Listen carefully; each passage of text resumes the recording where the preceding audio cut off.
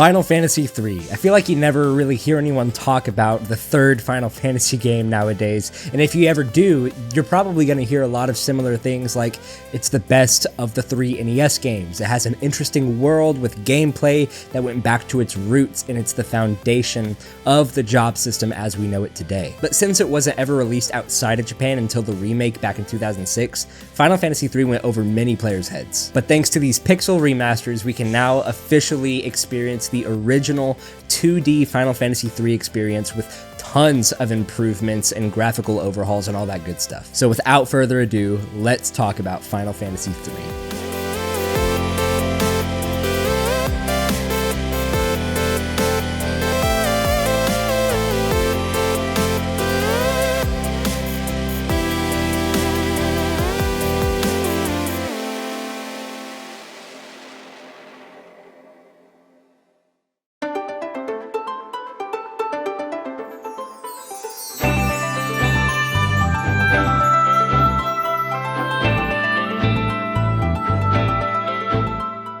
Final Fantasy III was released in Japan on April 27th, 1990 on the Famicom, also known as the NES. Like I had mentioned in the intro, we didn't get Final Fantasy III until the remake on November 14th, 2006 on the Nintendo DS. Just like with Final Fantasy II, it took them over 15 years to finally make an English localized version of this game. By the time we finally got our hands on 3, Final Fantasy Versus 13 was already announced. So as you can imagine, there were a handful of reasons why it took them so long to localize this game. The biggest reason was that Nintendo had just announced their next upcoming console, the Super Famicom. And since Square understandably wanted to keep up with the current generation of hardware, they wanted to move on and move forward with making their next game and simply didn't have the manpower to fully translate one of their older games. Some of this was due to the fact that midway through the development of the game, Nazir Gabelli, the guy responsible for programming the actual game, was forced to return back to America from Japan due to an expired work visa. So the rest of the development team followed Nazir all the way back to Sacramento with all of their materials and finished the game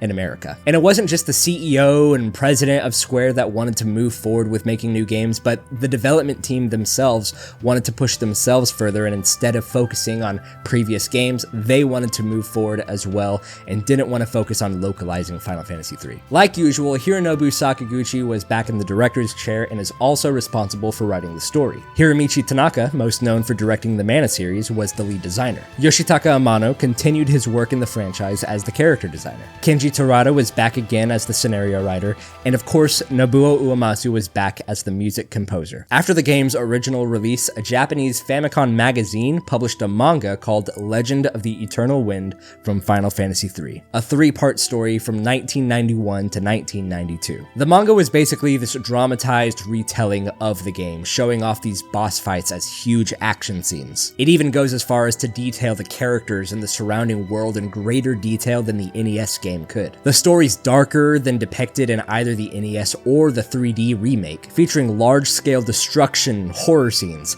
and even nudity. Though it covers the same events, many are changed and most of the dungeons and their bosses do not appear. Also, its protagonists are different than that of the 3D remake. So these main characters here in the manga are technically the first canon main characters of Final Fantasy III. Final Fantasy III was incredibly well received in Japan, and it even outsold both Final Fantasy I and II, selling over 1.4 million copies. And I really think it was that job system, and we'll talk more about that later, but at the time, I think it floored everyone, both newcomers and fans alike. Even the 3D remake of the game sold some pretty good numbers. It sold over 500,000 copies worldwide, but I think it really did miss its audience just because it was released so late. Many outlets at the time that it was released considered it to be one of the best mobile RPGs that you could play at that time, but ultimately, it was just a remake of a 1990 NES RPG. So things like plot, characters, things like that it left a lot to be desired. So for this review, I opted to play the Pixel Remaster of Final Fantasy III, specifically the console version. This version is easily the closest official release of the game, while also adding a ton of very welcome quality of life changes to the game that make me believe that this is easily the best way to play Final Fantasy III. So without further ado, let's talk about the good. And if you've been here for a little bit, you've seen my other Final Fantasy reviews, you know I have to start here. Let's talk about the presentation with the music and the visuals. The music, whoo. After playing the Pixel Remaster, I'm fully convinced that this soundtrack, Final Fantasy III's soundtrack, is easily the best out of the 3 NES titles. I cannot tell you a single bad song from this list. I enjoyed everything from the opening of the game to the final dungeon in the game. All of the tracks here are wonderful, and Nobuo Uematsu, he just doesn't miss. I don't think anybody has ever claimed that he has, so that's not anything new here, but he just doesn't miss. Even all the way back in the 80s and early 90s with Final Fantasy III. Oh my god, this soundtrack is so good. And of course, with the visuals here, I don't have any complaints. I mean, like I said, this is the first time that we are actually getting a pixelized version of this game fully officially translated into English. Yes, you could have played the NES or the Famicom version with fan translations in the past, but the only other thing that we could play officially in English was the 3D remake. But now that we officially have it in 2D, I think the visuals here are wonderful. I love the enemy designs. I like that they are continuing to preserve that original Yoshitaka Amano artwork in the enemy designs and things like that. I really like it, and I like looking at the water and some of the other little visual world effects and things like that. The game just looks good. It's pleasing to the eyes. But let's talk about the big dog here, and that is the gameplay, the job system. We'll talk about that here because this is a completely new gameplay system from both Final Fantasy 1 and 2, while kind of mixing a little bit of the best of both worlds and adding just a ton of new stuff. So let's get into that. So to lay all this out as clear as I can, Final Fantasy 1 had 6 jobs that you could pick and choose from at the start of the game, but you were locked to all of these jobs until you decided to start a new game. Final Fantasy 2 opted for a more character-driven gameplay system, so they fully removed the option to even change your specific class, and they changed the way that you level up your characters. They removed the EXP system and instead allowed you to level up certain character stats based on what weapons and equipment your characters were using. So Final Fantasy III blends those first 2 games' gameplay elements and creates the job system. It even borrows certain elements from the Final Fantasy Legend, where you can change out members and their classes either after they die or whenever they eat a specific meat. And Final Fantasy III brought back the EXP system for leveling up overall stats, but it also allows you to obtain new jobs throughout the course of the game, and you can switch between each job at any time that you want. So as you can guess, the job system here and being able to change out your class at any point that you want in the game was a huge game changer for back whenever this game released. So I want to go ahead and talk about these jobs here and give you a little bit of detail about what each job does, and a huge shout out to RPG Site for kind of helping me out here a little bit with these job descriptions. When you start the game, all 4 characters are Onion Knight classes. This is the basic starting class. It's essentially the freelancer. Quick note on the Onion class, in the 3D remake, I think they actually make the Onion class technically the most overpowered class that you can get, but back on the original Famicom version and in the Pixel Remaster, this is just the basic freelancer class. The Wind Crystal grants the party 5 new jobs: Warrior, Monk, White Mage, Black Mage, and Red Mage. Warriors are there to be your first physically focused damage dealer that's also an all-arounder. They can equip a wide variety of weapons, but they don't get any magic. The Monk is all about physically attacking with no weapons equipped, though they can also work with nunchaku. They're incredible damage dealers, but are far more vulnerable than warriors. The White Mage specializes in healing and status adjusting, but it does have access to one type of offensive spell. The Black Mage gets access to a range of offensive and status ailment related spells. And the Red Mage effectively acts as a halfway between the other 2 mages and the warrior. It can use lower level white and black magic up to magic level 4 and has decent attack power. They're basically a jack of all trades, master of none, with all of the benefits and drawbacks that suggests. The Fire Crystal grants you 4 4 more jobs: Ranger, Knight, Thief, and Scholar. The Ranger exclusively uses ranged weapons, headlined by bows and arrows. The Knight job is a direct upgrade from the Warrior. They've got better base stats and the Defend command, which can be used to keep your hopes alive in even the most dire of circumstances. The Thief comes with one key skill, the command ability to steal. Thieves have an advantage in their speed, and if you can get their gear to maximize that, you can get them attacking many times per turn. The Scholar class carries books as their weapon. They've got 2 key command abilities in the Pixel Remaster, allowing them to find out enemy weaknesses, and also a replacement for the item command, Alchemy, that makes items more effective. The Water Crystal grants you a whopping 7 more jobs: Geomancer, Dragoon, Viking, Black Belt, Dark Knight, Evoker, and Bard. The Geomancer comes with a special ability called Terrain, which basically modifies the environment. In real terms, it's a random black magic effect that costs no MP, but which attack you get will depend on the sort of environment you're fighting in. Dragoons get access to the Jump ability, but they're limited to only using spears as their weapons. Whenever Jump is used against actual dragon-type enemies, it does way more damage. The Viking is one of the most purely physical classes available in Final Fantasy III, with this job using heavy weapons like hammers and axes. This is basically your ultimate tank, and it keeps that Defend command from the Warrior job. The Black Belt is the natural evolution of the Monk job. Their special ability allows them to bide time and deal out more damaging attacks next turn. Dark Knights are low defense, high attack power, sword, and katana users. Evokers have a range of elemental attacks, white and black magic both, that summon special beings into battle, commonly known today as summons. The Bard has a pretty unique ability, and it's singing to attack, so long as they have the right sort of instrument equipped. On top of all of this, the Bards have a couple of other abilities that debuff enemies, buff party attack power, so this basically makes them the consummate support class. The Earth Crystal grants you 3 more jobs: Magus, Devout, and Summoner. The Magus job is basically a highly evolved, topped-out version of the Black Mage class. They're able to use high-level black magic spells at a very high MP stat. They can cast level 1 through 8 of black magic. The Devout is the opposite of the Magus, and they offer the same setup for their white magic, able to use all white magic levels and boasting a stacked MP stat to allow for lots of casting. And the Summoner is a flat-out, more powered-up, better version of the Evoker. It doesn't unlock any additional summons,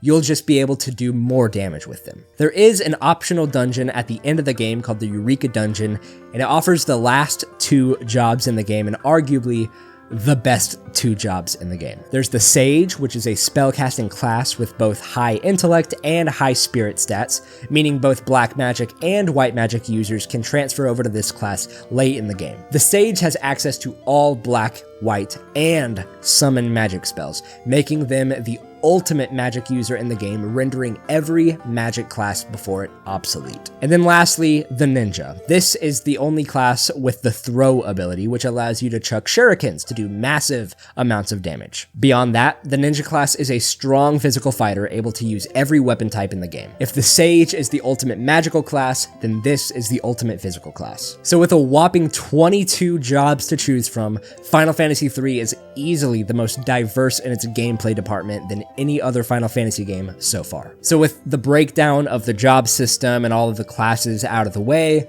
I just want to talk more about just things that I loved about this game, because ultimately I just feel like Final Fantasy III is everything great about the first couple of games and then some. Final Fantasy 1 was like Final Fantasy 0.1, and Final Fantasy 2 was like Final Fantasy 0.5, and here with Final Fantasy 3, it's like we're at Final Fantasy 0.9. We're not quite at Final Fantasy 4 level where we have the official stamp of like, this is exactly how Final Fantasy is going forward for the next handful of games, you know. Final Fantasy 3 has a lot of stuff to bring to the table as far as the formula goes, but it's just not quite there. But everything that is here, I love it. For instance, Moogles. Moogles make their first official appearance in Final Fantasy III. Final Fantasy II had beavers, and even in the development of the game, Moogles were planned to be in that game, but they weren't. So Final Fantasy III, we finally have Moogles. get those beavers out of there. I wonder if we'll ever see beavers again. I don't know. Maybe you do in Final Fantasy XIV, and I'm just uncultured. I don't know. Also, Chocobos. Chocobos were in Final Fantasy II, but you could only find them in one spot in the map. Final Fantasy II only had one Chocobo forest, but Final Fantasy III, there's like over 10 of them, I'm pretty sure. Like, there are Chocobo forests all over the place, and just like with Final Fantasy II, they make you move quicker on the map if you're moving by foot, and you can also fully avoid enemy encounters. But of course, if you're playing on the console version, you can just choose to turn off enemy encounters. So as far as their usefulness, I don't really know how useful Chocobos are in this game with the Pixel Remaster, but hey, they're here, and I'm glad that you can find them all over the place. And not just normal Chocobos, but this is also the introduction of the Fat Chocobo. This guy acts as a storage unit for all of these items that you don't want, or in older versions of this game's case, can't fit in your menu, because funny enough, with Final Fantasy, the Pixel Remasters, there's no more menu cap. You don't have to just throw stuff out of your menu, because back in the original release, there was only a certain amount of items that you could fit in your menu, so you would have to use the Fat Chocobo to store items inside of him. It's a very weird concept, but I'm glad that it's here. But basically, Fat Chocobo is obsolete once again here for the Pixel Remasters, because you don't have a limit cap for the menu. So why would you, I don't know, unless you just want to utilize every facet of the game that it throws at you and just use the Fat Chocobo, you can do that, but there's really no point to it with having no menu cap. And I mentioned the Dragoon back when talking about the jobs and all that good stuff, but the Dragoon is here as a class, and we have the jump ability. Back in Final Fantasy II, you had a Dragoon who would join your party for a very limited amount of time, but this guy couldn't jump. He didn't have really any of the staples of the Dragoon class as we know it today, other than maybe his design. But Dragoon's here as the very first optional class, and the jump ability, it's just so good. It gets you out of so many hairy situations, and I love, like, you could load up your party with Dragoons in this game. No temporary Dragoons here. You can be a Dragoon for the whole game if you want to, once you unlock it. But let's talk about summons, because this is really the first time summons are a part of Final Fantasy. Besides Bahamut, who was in Final Fantasy 1, and some optional summon character from the Final Fantasy 2 PSP remake that came out not too long ago, you know, those summons don't really count. This is the first time that we properly get summons in Final Fantasy. So like I mentioned, sages and evokers are the only classes in the game that can call forth these summons into battle, and they can do some serious damage or help out your party in some way. So let's go through the summons that we have here. The command Escape calls forth a Chocobo. The Ison command calls Shiva. Spark calls Ramu. Hetra summons Ifrit. Hyper summons Titan. Catastro summons Odin. Leviath summons Leviathan. And Bahamut summons Bahamut. Something they did here, as you could tell, that they did not do with later releases, they have these weird names. Like, I didn't actually use the Chocobo summon whenever I first played the game, because the command for it, all of these weird commands, they don't really make sense. So to call forth a Chocobo to deal damage to an enemy, the command is Escape.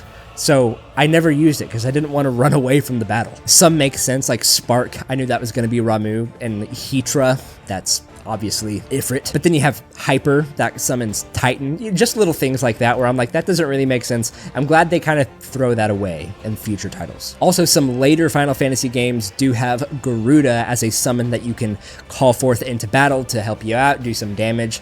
In this game, Garuda's here, but Garuda is a boss. This is an enemy type in the game, not an actual summon. So it's interesting to see the origins of Garuda in Final Fantasy, you know, wasn't actually originally a summon. So if you've played Final Fantasy 16, you know, you see Garuda. Garuda's here. This is the first time that we get Garuda in Final Fantasy. It's just not a summon, it's a boss. So let's talk about some quality of life changes. This is not just in the original Pixel remasters, but also here in the console versions. There's two big ones that I want to talk about for a second, and that is Guild Boost and EXP Boost. Using these two modifiers in the game gave me this option to speed up my gameplay and to grind out leveling up my jobs to make them as powerful as I wanted them to be at any given moment in the game. And I'm not gonna lie, this easily made this the most fun Final Fantasy game for me up to this point. These older RPGs generally required a lot of grinding, and the EXP boost greatly eliminated that time that I would have spent in needless battles. It allowed me to just go through the story with a balanced amount of gameplay. It never really felt like an absolute cakewalk either, because at the rate of which I was gaining levels, it always seemed to be a good match for whatever dungeon I was in or the boss that I was fighting. And then of course, like I mentioned earlier, there's the option to fully turn off random encounters, but I didn't do that because I liked being in battles, and with all of the other modifiers, by, having enough money to buy powerful weapons early on and being able to level up my characters really fast, I was never really dying, but everything seemed to be like a good enough challenge for me. So I didn't turn off random encounters or anything like that. I just trudged through it and just played it normally, but was leveling up really fast. Another great thing that I found here in Final Fantasy III, especially compared to Final Fantasy I and II, it's the setting and the world building. I think the setting and the world building here is easily, out of the other two, the strongest in the series so far. 1,000 years before the events in the game, on a floating continent hovering high above the surface of an unnamed planet, a technologically advanced civilization sought to harness the power of the 4 elemental crystals of light. They didn't realize that they couldn't control such fundamental forces of nature. This power of light would have consumed the world itself had the light crystals not had their natural counterparts, the 4 dark elemental crystals. Disturbed by the sudden interruption of the careful balance between light and dark, 4 dark warriors succeeded in their quest and restored harmony to the world. But their victory came too late to save the doomed civilization, whose culture was reduced to ruin, though their floating continent remained. On that continent, the Circle of Gulgans, a race of blind soothsayers and fortune-tellers, predicted that these events will ultimately repeat. I feel like Final Fantasy II's narrative was very character-driven, so a lot of the weight of the story was held on the shoulders of our main characters. So where Final Fantasy II succeeds in its character building, it lacks in its world building. However, Final Fantasy III really gains a lot of world building points. However, the character building suffers for that. I think many of the side characters that you meet here are likable, and the locations and events that you encounter feel exciting and a lot more whimsical in nature than in Final Fantasy II. Even when there's an actual civil war happening in Final Fantasy III, you just can't help but feel that fun and wacky tone of all of it. One thing that the game allows you to do is converse with guest party members. You'll occasionally meet new characters who will follow your party around outside of battle, and through a button command, you can talk to these people to learn more about your goal, the characters, and the world that you're exploring. Events like realizing that the entire starting area of the game takes place on a small island compared to the rest of the whole world conveys such a vastness to the game that Final Fantasy I and II might have just been lacking. I think at the time of this game's release, the closest comparison that would have been out around this time might have been Dragon Quest III, where a little over halfway through the game, you realize that beneath the world that you've been exploring this entire time, there's another huge world for you to explore. And I think by modern standards, I think Final Fantasy III, this whole scene with this floating continent and leaving it for the first time, reminds me a ton of The Legend of Zelda Breath of the Wild. You start off on that plateau where you can explore so much and gain all these weapons and gear, and you just feel like you've explored so much of Hyrule just on that plateau alone. But then you leave the plateau and you realize, oh, I haven't even scratched the surface. It's just, I think this particular aspect of the game really made me just want to go back into the shoes of maybe someone who was playing it for the first time back in 1990, where something like this wasn't too common in adventure games or RPGs at this time. I'm certain that people were utterly floored when they realized that after they left the island, they had barely even scratched the surface of the game. Even just imagining what a modern remake of this game, not the 2006 remake, but just something modern here where you got just all of this technology to make vast worlds, just seeing what this could look like today, it just makes me excited. But like I said, where Final Fantasy III really succeeds in its world building, it leaves a lot to be desired with its characters. So let's go ahead and talk about the mixed aspects of this game. So yeah, the first thing that really comes to mind is its central plot and its characters. The main plot revolves around these 4 orphan kids on a quest to save the world. That's honestly the gist of it. But that's not really a huge issue that I have with the game. I like that it's simple. I like the simplicity of it. It's that these 4 orphans have very little to no personality whatsoever. The 3D remake tries to mitigate this issue, but other than giving the characters names and small backstories, you're just not likely gonna find someone out there who's gonna really fight for, Final Fantasy III having the best characters out of the series. If you're someone who thinks that, please let me know in the comments below. It just felt to me that the characters in the game were really designed just to be vessels for the player to use to explore this world that they crafted. But speaking of exploration, not everything here is perfect either, so let's talk about the dungeons. Though the dungeons this time around would significantly improve on Final Fantasy II's dungeons, these feel just a little bit too simplified, with the exception of the final dungeon. We'll talk about that here in a little bit. Final Fantasy II had all these hidden rooms inside of the dungeons that had nothing but high numbers of enemy encounters. Thankfully, Final Fantasy III removes all of that, but instead, I just feel like these dungeons are a little too linear. This is the game where we really start to heavily lean into hidden passages and walls to find hidden items. I just personally didn't feel like they had anything to add, or that feeling of wanting to explore every nook and cranny was just a little bit lacking. Certain dungeons have really interesting or unique means to enter them, such as casting Frog or Mini on the whole party in order to start that dungeon, but other than that, almost every dungeon here blends together. As far as dungeons go overall, I wouldn't necessarily say that there's anything egregious that they do. I think I might personally like the dungeon design a little bit better in Final Fantasy I. That might be a controversial take, but this is definitely better than 2, so it kind of lands right in between the first 2 Final Fantasy games for me, as far as just dungeon design goes. But to also talk about that final dungeon in the game, this huge labyrinth, it just feels a little out of left field. It's a very long labyrinth with some of the hardest enemies in the game so far, and I'm not gonna lie, I actually loved this dungeon, especially with the way that I was leveling up my party throughout the whole game. I really enjoyed the final labyrinth in the game. However, the thing that just kind of puts it here in the mixed aspect of this review is just that it feels like none of the other dungeons here in the game. I would have just loved if all of the dungeons were a bit more consistent. Maybe not every single dungeon has to be on the level of the final labyrinth in the game, but if it were to just be a bit more consistent, I think I would appreciate the dungeons here a lot more. Another thing that had me feeling a little mixed here was the airships, and really it's just, I love airships in Final Fantasy. I love every single time that we can get one. The first time we see an airship, it's always one of the most exciting parts of a Final Fantasy game for me. There's just a very cumbersome way that this game goes about swapping airships, so let's go over that here for a second. There are 4 airships through the course of the game. The first is Cid's airship, which you get at the beginning of the game and you'll lose very soon after. The next is the Enterprise, originally a sailing ship that belonged to the Vikings. It's completely destroyed during the Saronian War. After the war, the Saronians give you the Nautilus, a super fast ship that is later upgraded to go underwater. Finally, there's the Invincible, a big airship found in the ancient ruins. It's slow moving, but it can fly over mountains, and inside of it are some beds to restore some HP and MP, some stores with different items for sale, and the fat Chocobo and a Moogle. My main gripe here with the airships, and this is just from a gameplay standpoint alone, it's just that the game requires you to regularly go back and forth between airships to access certain areas of the map. I fully understand, and I do actually appreciate the narrative that they're trying to weave here and giving you the reason why you're having to swap between airships and stuff like that.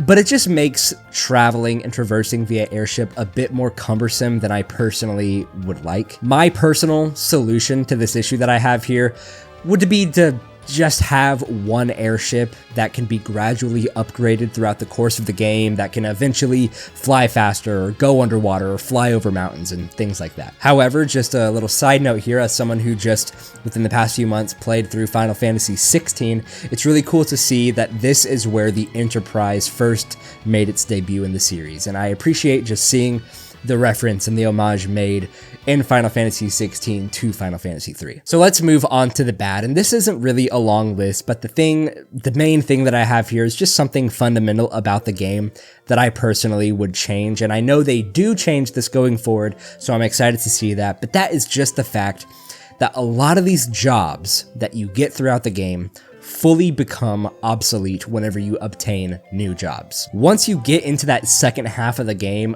essentially they're just better versions of previous jobs that you've already obtained. I personally just think it's unfortunate that by the end of the game, you do have jobs in your rotation that would technically be considered fully objectively obsolete, just because now you've got a new job that does the exact same thing as one of your other jobs, but so much more and deals way more damage or does just way more stuff, you know? And finally, and this really is just a big nitpick, and honestly, after scripting out these bullet points here, I don't even know if this is really an issue that I can complain too much about, because I don't even know if I'm correct in complaining about this. I just didn't know how to fix this, and that's just inventory management. Maybe I'm just dumb. I feel like I'm not, though. I've played these games before. I'm a Final Fantasy fan. Typically, whenever you open up your menu and you've got all of your items and your inventory and all of your equipment, all of that good stuff, there's usually a pretty quick and easy command to just organize everything, whether it be in alphabetical order or by type or, you know, by weapons and all this stuff. You can organize it to your liking, I think, or you can even just rearrange some stuff. But I never was able to do that. For some reason in the main menu, like if I'm just walking around and then I open up the menu to look at my items, all of my inventory was just scrambled all over the place, just in the order that I obtained all of them. And that translates into whenever you're in battle and you're opening up items. Let's say you want to use a shuriken, or you want to use a phoenix down or a high potion or something like that. I've got to scroll through all of these items that I never use or I'm not going to use in battle, but all of them are just in my inventory, but they're not organized. So this is, like I said, I tried looking this up to see if there was a solution to this, and I even found something that made it sound like you can fix this, but I was never able to. I even opened up my save file right before I started recording this just to see if it's something that I could do.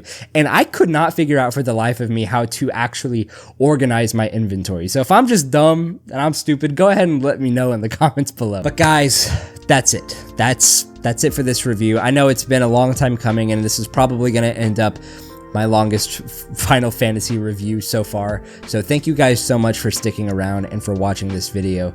Go down in the comments below and let me know what you think about Final Fantasy 3. Have you gotten to play this? Did you play the fan translation? Did you play the 3D remake? Have you checked out the Pixel Remaster? Are you still planning on checking out Final Fantasy 3? Let me know in the comments below. And while you're down there, go ahead and hit the like button, hit the subscribe button, and the notification bell as well, so that you're notified whenever new videos like this go up, whether it be Final Fantasy reviews, other story-driven game reviews. I've got a few videos in the pipeline that I'm really excited to bring to you guys, so definitely subscribe and hit the bell if you want to be notified for those videos. Also, before I fully head out, just down there in the description below is a link to join the Discord. We're still kind of growing, we're kind of finding our footing, but I love the community that I have over there. I love everyone who's joined the Discord, and we'd love to have you there as well, just to talk video games, talk about whatever. There's channels for all different kinds of stuff, so you can definitely go ahead and check out the Discord link down below. But yeah, that was Final Fantasy 3. I am very excited to hop in, not only just Final Fantasy 4, but the second Final Fantasy Legend game, the original SaGa 2. I might even check out the remake of that one, and I'm even thinking for Final Fantasy 4, I might just do the 3D remake as well, because I have played the 2D version, but I'm very interested in checking out the 3D remake with all of the, you know, voice acting and the updated dialogue and stuff like that. I'm interested in learning more about that side of Final Fantasy 4, so I'm really excited for that. Thank you all again so much for watching this video, and I will see you all in the next one. Bye-bye.